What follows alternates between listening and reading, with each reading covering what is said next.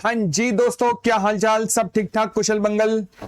दोस्तों बहुत बहुत स्वागत है आपका हमारी आज की इस कॉर्पोरेट न्यूज के अंदर। और जो लोग पहली बार इस कॉर्पोरेट न्यूज को अटेंड कर रहे हैं, अगेन ये एक प्रयास है आप सबकी उन शेयर से रिलेटेड नॉलेज को बढ़ाने का जिन शेयर्स में या तो आप इन्वेस्टेड हैं या इन्वेस्टमेंट करने की सोच रहे हैं। इस कॉर्पोरेट न्यूज के अंदर हम लोग डिस्कशन करते हैं latest happening in the corporate world, ताकि द पर्पस इज कि आपके नॉलेज लेवल को इंक्रीज किया जा सके। आज जो हमारे पास कॉर्पोरेट न्यूज हैं उनमें हमारे पास है न्यूज ट्रेंट के रिजल्ट को लेकर, एसबीआई के रिजल्ट को लेकर और एक और दुखती खबर को लेकर, जिसने कि मार्केट में ट्रेडर्स के मन में भय पैदा कर दिया, खौफ पैदा कर दिया, जिसका नाम होगा कैश। आज हम इसे समझते हैं कि कैश है क्या और ये हमें भी प्रभावित कर सकता है, अगर हाँ तो किस तरीके से। चलिए एक एक करके रिजल्ट का एनालिसिस करना शुरू करते हैं। और सबसे पहले आज हम बात कर रहे हैं ट्रेंट। ट्रेंट क्या है जी? ट्रेंट है टाटा ग्रुप की कंपनी, और जिनके बड़े बड़े रिटेल आउटलेट्स आपने देखे होंगे, जूडियोस के नाम से, वेस्ट साइड के नाम से। इन्होंने हाल ही में रिजल्ट अपना डिक्लेयर किया और बेहतरीन रिजल्ट जिसे कहते हैं, मैं आपके सामने दिखाना भी चाहूंगा। ये रिजल्ट देखिएगा क्या गजब का है।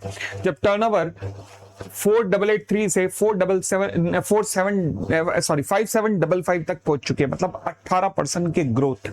उसके बाद ऑपरेटिंग प्रॉफिट मार्जिन 17% से 19%, that's great. Profit margin, net profit के अंदर भी अच्छा खासा इंक्रीमेंट हुआ है, यानी कि इतने अच्छे अच्छे पॉजिटिव फैक्टर, ग्रेट। तो यानी कि शेयर ने तो धमाका मचा दिया होगा। देखते हैं ये देखिएगा, ये धमाका मचा नीचे की ओर है। हाँ, इतने अच्छे रिजल्ट के बावजूद शेयर नीचे की ओर। यस, अब ऐसा क्यों हुआ? मतलब ऐसा लगता है कि हमारा तो धरती से विश्वास ही उठ गया है। तो ये ऐसा हो क्यों रहा है? अब रीजन एनालिसिस, चलिए इसी एनालिसिस के लिए आप यहां आते हैं, एनालिसिस करते हैं। देखिए दिक्कत क्या हुई कि ड्यूरिंग दिस क्वार्टर जो ट्रेंट है, इन्होंने लगभग 20 के करीब अपने रिटेल आउटलेट्स खोले हैं, जिसमें जूडियोस भी है, जिसमें वेस्ट साइड भी है। इनके रिटेल आउटलेट्स खुले तो हैं, अच्छी खबर है, परंतु जितनी ग्रोथ इनसे होनी चाहिए पिछले पुराने स्टोर से भी मिला के 1300 के करीब स्टोर्स हैं, उतनी हो नहीं रही। यानी कि कंपनी नए स्टोर्स खोली जा रही है, नए स्टोर से नई रेवेन्यू आ रही है, परंतु पुराने जो स्टोर्स हैं वो बोझ बनते जा रही हैं। पुराने स्टोर से नई रेवेन्यू जनरेट नहीं हो पा रही है। ये है कंपनी की प्रॉब्लम, जिसके कारण जो मार्केट की एक्सपेक्टेशंस थी उस एक्सपेक्टेशंस के मुताबिक रिजल्ट नहीं रहा, क्योंकि एक्सपेक्टेशन जो थी वो इससे भी बेहतर थी। मतलब मार्केट वाज एक्सपेक्टिंग कि 20% से ऊपर की रेवेन्यू ग्रोथ होगी, जो कि नहीं हुई, जो कि 18% की हुई है। दूसरी बात, ये भी इन्वेस्टर्स कल्पना कर रहे थे कि कंपनी के नंबर ऑफ स्टोर्स काफी अच्छी खासी संख्या में खुलेंगे, बट अगर हम दोनों ब्रांड्स की बात करें, चाहे जूडियो हो या वेस्ट साइड हो, दोनों के मिलाकर मात्र 20 स्टोर्स खुले हैं, जिससे भी इन्वेस्टर्स बहुत ज्यादा खुश नहीं हैं। तो ये वो रीजन है जिसकी वजह से आप देखेंगे रिजल्ट अच्छा आया, सब कुछ ठीक रहा, परंतु उसके बावजूद भी प्रॉफिट बुकिंग आ गई। क्यों? क्योंकि ऊंचे लेवल पे इन्वेस्टर्स बेच के निकल लिए। अब कुछ छोटे मोटे रिटेल इन्वेस्टर्स अभी भी अटके रह गए होंगे। हाँ, ये यही होता है अगर हमें स्टॉक मार्केट की रेगुलर अपडेट ना मिले तो। चलिए खैर आगे बढ़ना शुरू करते हैं। हम आते हैं एक और कंपनी के रिजल्ट के ऊपर। कंपनी का नाम है state Bank of India. State Bank of India, अच्छा, स्टेट बैंक ऑफ इंडिया आप जानते हैं भारत का सबसे बड़ा बैंक, और एक भारत का सबसे बड़ा प्राइवेट सेक्टर बैंक कौन सा है? एचडीएफसी। इन दोनों के बीच में बड़ा क्लोज कंपटीशन चलता है। इन दोनों के रिजल्ट को ना मार्केट बड़ी क्लोजली वॉच करती है। दोनों बड़े ही super duper fundamentally strong banks हैं।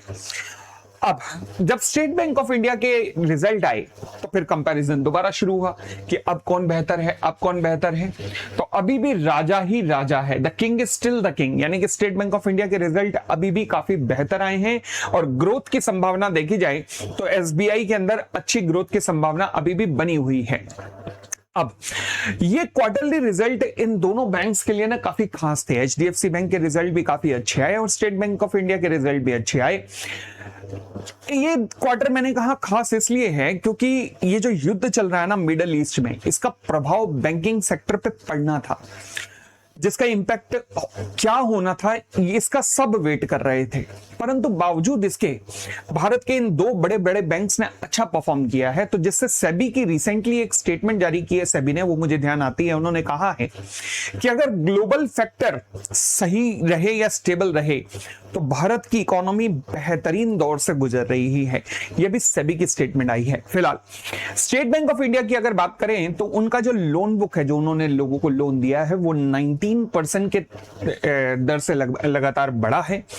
नेट इंटरेस्ट मार्जिन यानी कि जितने पे आप पैसा उठाते हो और जितने पे आप देते हो, वो इनका हालांकि एचडीएफसी बैंक से थोड़ा सा कम है, परंतु ओवरऑल फैक्टर के अंदर जो इनकी ग्रोथ देखी जाएगी वो पॉजिटिव है। परंतु इन्वेस्टर्स इसके बाद भी थोड़े से डिसअपॉइंट हुए। कैसे देखिएगा, इन्वेस्टर्स डिसअपॉइंट हुए, हालांकि रिजल्ट अगर आप देखेंगे, रिजल्ट के बाद बड़ा शेयर, परंतु फिर भी इन्वेस्टर्स के अंदर थोड़ा सा डिसअपॉइंटमेंट का रीजन था कि कंपनी की आगे की जो ग्रोथ है दैट इज 14 to 15%।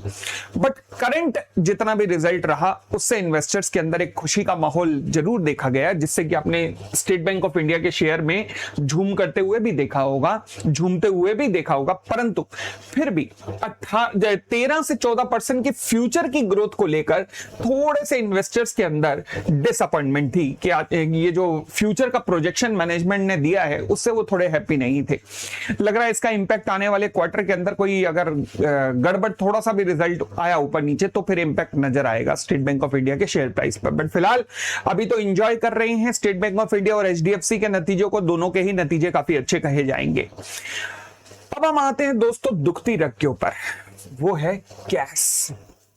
अब ये है क्या, आप कई बार सुन रहे होंगे कि भाई अचानक से लास्ट के 15 मिनट में निफ्टी ने गोता लगा दिया, अचानक से निफ्टी अचानक से बढ़ गई, अचानक से नीचे गिर गई। ये हो क्या रहा है? ये इंपैक्ट है इस नए सिस्टम का जिसे कहा जाता है कैश। अब कैश की फुल फॉर्म क्या है? इसको कहा जाता है क्लोजिंग ऑक्शन सेशन।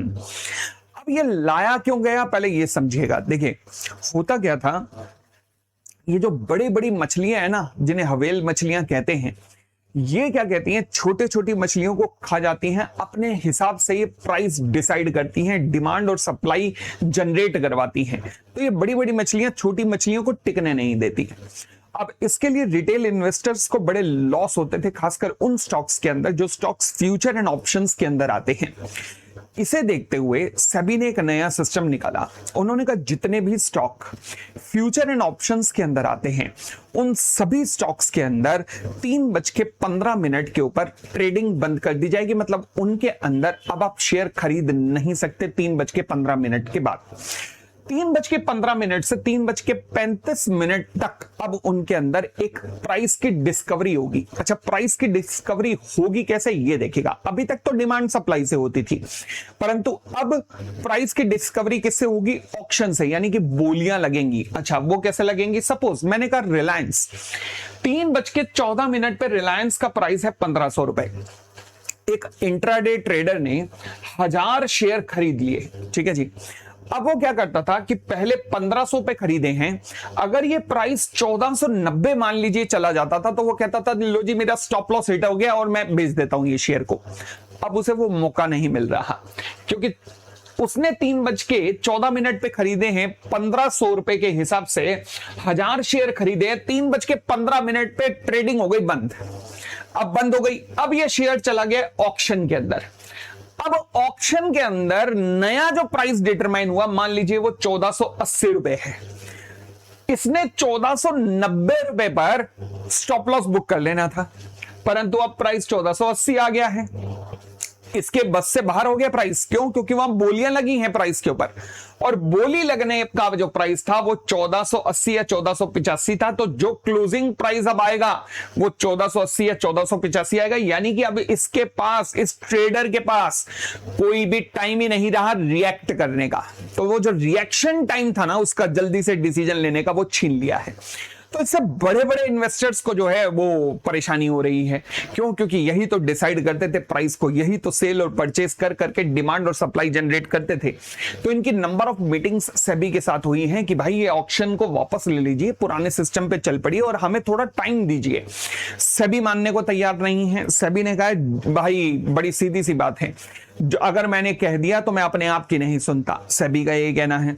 तो इसका मतलब अब होने क्या वाला है, झुकना तो इन ट्रेडर्स को ही पड़ेगा, क्योंकि इन्हें अब एडजस्ट होना सीखना पड़ेगा।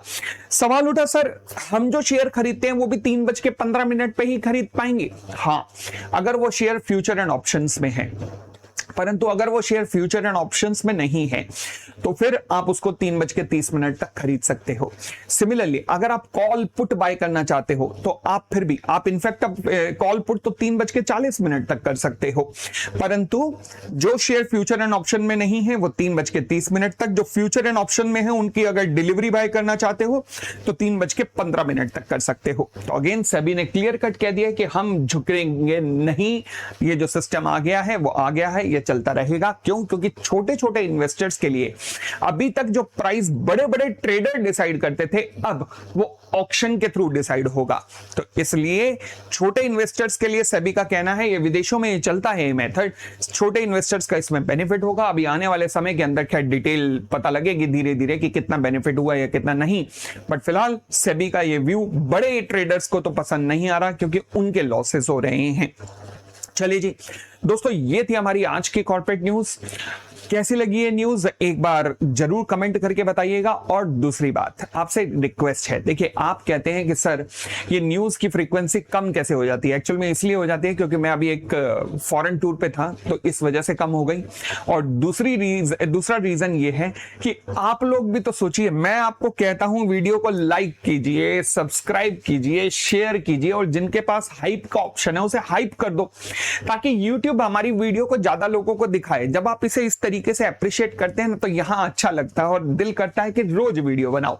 परंतु आपकी एक सेकंड की आलस कई बार हमारी कई दिन की आलस में कन्वर्ट हो जाती है। तो मुझे यकीन है आप ऐसा नहीं होने देंगे। इस बार इस वीडियो को ज्यादा से ज्यादा हाइप जरूर कीजिएगा और जो जो हाइप करेंगे वो लिख जरूर दीजिएगा कि हाँ जी हाइप कर दी है। बहुत बहुत धन्यवाद। Thank you, bye bye, take care. हम जल्द ही मिलते हैं।